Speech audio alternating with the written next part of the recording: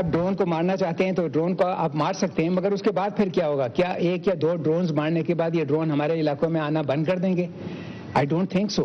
اور اگر آپ ایک دو ڈرونز کو مار لیں گے تو اس کے بعد اگلا قدم یہ ہوگا کہ جو بھی ڈرونز یہاں بھیج رہے ہیں اس کے ساتھ وہ فائٹر اسکواڈ بھی بھیجیں گے، جس کا مطلب ہے کہ پاکستان ایئر فورس میں اور یونائٹڈ اسٹیٹس ایئر فورس میں یا پاکستان ایئر فورس میں اور نیٹو کنٹریز کی ایئر فورس میں جنگ شروع ہو جائے گی. کیا ہمارا ملک جنگ کے لیے تیار ہے؟ This is a decision which the government has to take, this is اے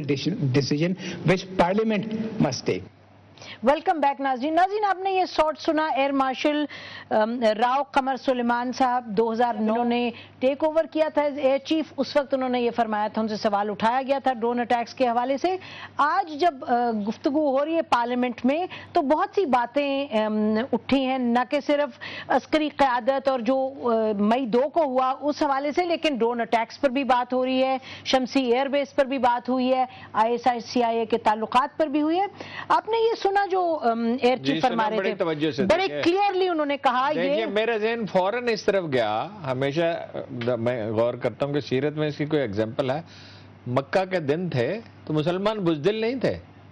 احتیاط کا تقاضا یہ تھا کہ اس وقت کا انتظار کیا جائے جب آپ جنگ لڑنے کے قابل ہوں، اگر ضرورت ہو.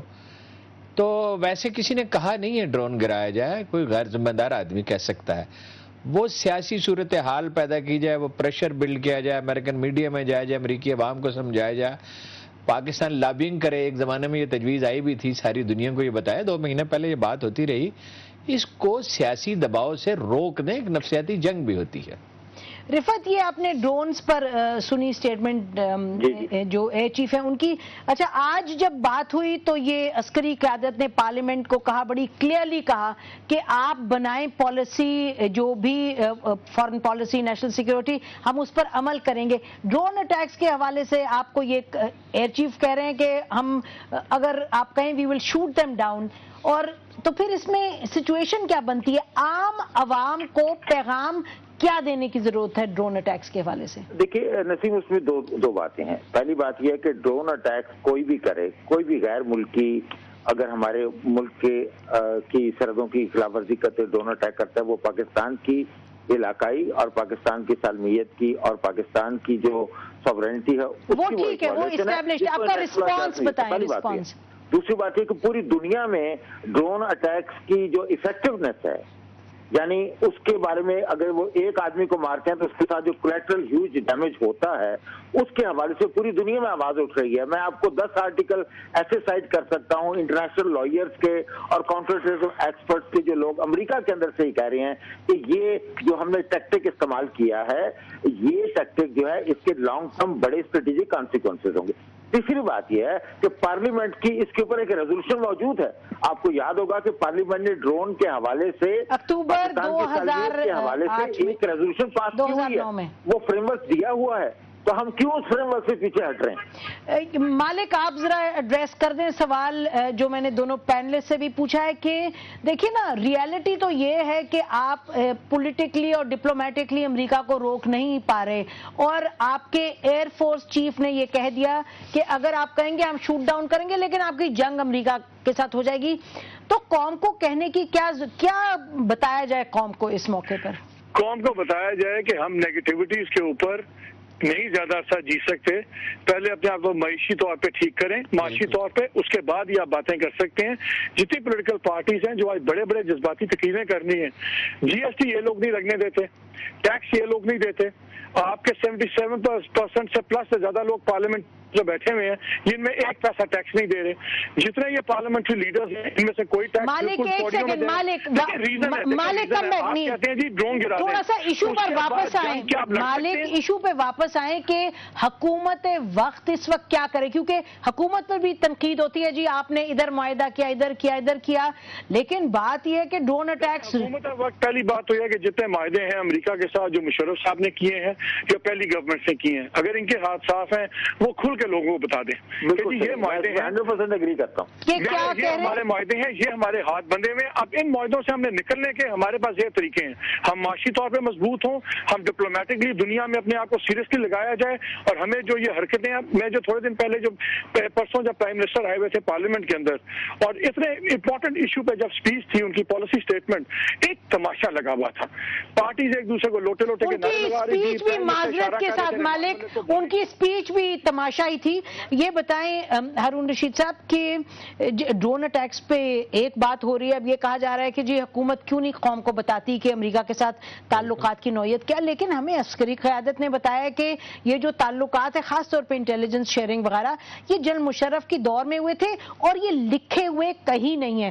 مثلاً یہ ضرور تھا کہ اگر اسامہ آپ کو ملے گا تو آپ وہ امریکہ نے کہا تھا ہم آئیں گے آپ نے ان کو روکا نہیں اچھا شمسی ایئر بیس پہ آتے ہیں معاہدہ کوئی نہیں شمسی ایئر بیس پہ آئیں ذرا شمسی ایئر بیس ہمیں عسکری قیادت اب بھی ایڈمٹ کرتی ہے کہ ڈرون کہیں وہاں سے فلائی کرتے ہیں ابھی ان کو کہا جا رہا ہے اسمبلی میں کہ یہ یو اے ای کو دی ہوئی ہے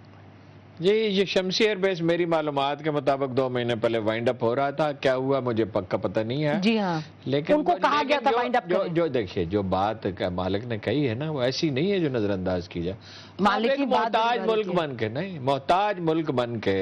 بھیک مانگ کے اپنے قدموں پہ کیسے کھڑے ہو سکتے ہیں ایک آدمی معاہدہ کر لیتا ہے یہ تو دیکھ طرز حکومت بھی عجیب ہے پھر زرداری صاحب این آر او کے تحت اسی انڈرسٹینڈنگ پہ آئے تھے کہ اس کو کنٹینیو کریں گے اسی لیے ایم کیو ایم اور این پی ان کے ساتھ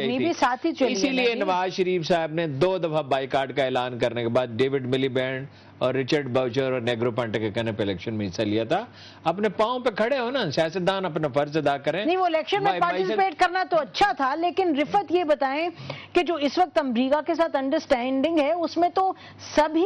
ملوث ہیں اچھی یا بری سیاسی قیادت اگر اسی وجہ سے کوئی بندہ جو ہے وہ فل ڈسکلوجر کرنے کے لیے تیار نہیں ہے کیونکہ انفارچونیٹلی ہماری لیڈرشپ کے تمام ایلیمنٹس جو ہیں وہ کسی نہ کسی طریقے سے اپنی ذاتی وجوہات کی وجہ آپ کچھ کہہ رہے تھے مالک نہیں دیکھیے میں وہی بات کہہ رہا تھا آپ صرف سچ بولنا شروع کر دیں لوگوں سے آپ بتا دیں کہ کیا آپ کی مجبوریاں ہیں کہاں پہ آپ کے ہاتھ بندھے ہوئے ہیں تاکہ لوگوں کو ایک باری سمجھ آ جائے لوگوں کو جذباتیت میں نہ ماریں نہ اپوزیشن نہ ٹریجری اگر آپ کے ہاتھ صاف ہیں آپ بتا دیں جو مجبوری ہے اور لوگوں کو بتائیں کہ جی یہ اس کا حل ہے ابھی تک دیکھیں نسیم لوگوں کے پاس سینس آف ڈائریکشن ہی نہیں ہے لوگ بھی کنفیوز ہیں گورنمنٹ بھی کنفیوز ہے آپ بتا دیں یہ ہماری مجبوریاں ہیں یہ بڑی مجبوریوں میں جینے والی قوم ہے یہ سمجھتی ہے ہر وقت کمپرومائز کر کے جینے والی قوم ہے اس کو ایٹ لیسٹ سمجھا دیں یہ دیکھیں یہ بات جو کر رہے ہیں مالک اس میں بڑے وزن ہے غیرت مند بریگیڈ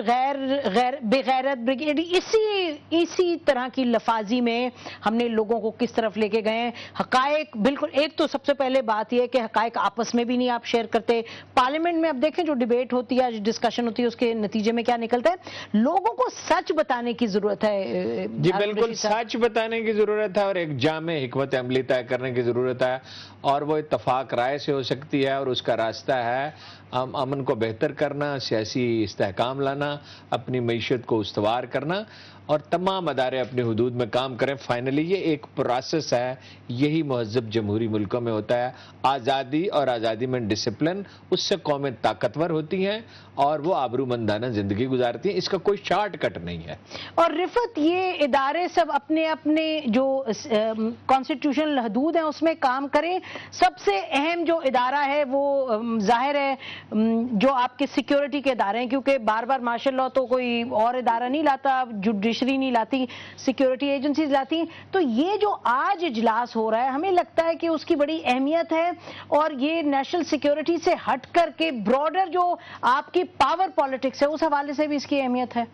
جی میرا خیال ہے کہ اس کے 2 بڑے اہم پہلو ہیں ایک تو جو پارلیمنٹ کے سامنے ایک اکاؤنٹیبلٹی کا جو پروسیس ہے اور اس میں یہ نہیں ہے کہ آرمی ہو یا آئی ایس آئی ہو یا کوئی بھی ادارہ ہو وہ پارلیمنٹ کو جو ہے کہ وہ جواب دہ ہے تو جواب دہی کے حوالے سے میں تو سمجھتا ہوں کہ ایک بہت بڑا قدم ہے اور دوسرا پھر یہ ہے کہ آپ لوگوں کو اعتماد میں لے کے ان کو اسٹیک ہولڈرز بنا کے اور پارلیمنٹ کو یہ میرا خیال ہے کہ پارلیمنٹ کی ذمہ داری بنتی ہے اب بے شک ہم مطالبہ کریں یا نہ کریں کہ وہ حکومت کو گائیڈ لائنز یا وہ پرووائڈ کرے کہ جی ہماری जो भी पॉलिसी है, खासतौर पर अमेरिका के साथ तल्लुकात के हवाले से क्या पैरामीटर्स होने चाहिए, उसमें हमें मसलहत जो है उसका भी सामने रखना होगा। जो हमारी मजबूरियां हैं, कुछ चीजें हम जो नहीं कर सकते हैं उनको भी सामने रखना होगा। लेकिन मेरा ख्याल है कि इस वक्त पार्लियामेंट जो है उसके ऊपर एक बहुत बड़ी जिम्मेदारी है कि वो एक फ्रेमवर्क और गाइडलाइन जो है वो हुकूमत वक्त को, और खास तौर पे जो उसके मातहत अदारे हैं जिसके नीचे काम करते हैं, जिसमें फौज भी है, जिसमें हमारी जो ISI भी है, और जितनी पूरी इंटर सिक्योरिटी एस्टेब्लिशमेंट है, उसको एक जो है कि वो एक ब्रॉड गाइडलाइन जो है वो फराहम और उसके साथ चलना चाहिए। बहुत शुक्रिया आप लोगों का प्रोग्राम में आने का, मालिक साहब, रिफत साहब, हारून रशीद साहब। नाज़रीन, इसी पर आज का प्रोग्राम खत्म करते हैं। यकीनन ये बहुत खुश आइन आज डेवलपमेंट है। मई 2 को बहुत ही एक ट्रेजेडी हुई, हम तो कहेंगे बड़ा ब्लंडर था, डिजास्टर था, लेकिन उससे अच्छी बात ये निकली कि आज देखिए जो प्रोसेस जारी हुआ है बड़ा अच्छा है और ये प्रोसेस आगे चले। और जैसे हमारे पैनलिस्ट ने कहा कि अस्करी क़यादत ने तो अपने आप को पेश कर दिया पार्लियामेंट में, अब जो पार्लियामेंट्री जो बॉडीज हैं, जो पार्लियामेंट है और जो हुकूमत है, उसकी जो जिम्मेदारी है वो अपनी जिम्मेदारी को पूरी करे। और जिम्मेदारी इसी तरीके से पूरी होगी कि अगर हम नेशनल सिक्योरिटी की बात करते हैं तो जो चैलेंजेस हैं नेशनल सिक्योरिटी के हवाले से, उसकी एक ऐसी मरबूत हिकमत अमली होनी चाहिए कि वो जो चैलेंजेस हैं उनका सामना करे और ऐसी हिकमत अमली हो जिसको कि हुकूमत इंश्योर करे कि वो इम्प्लीमेंट भी हो सकती है। बहुत शुक्रिया। खुदा हाफिज। पाकिस्तान जिंदाबाद।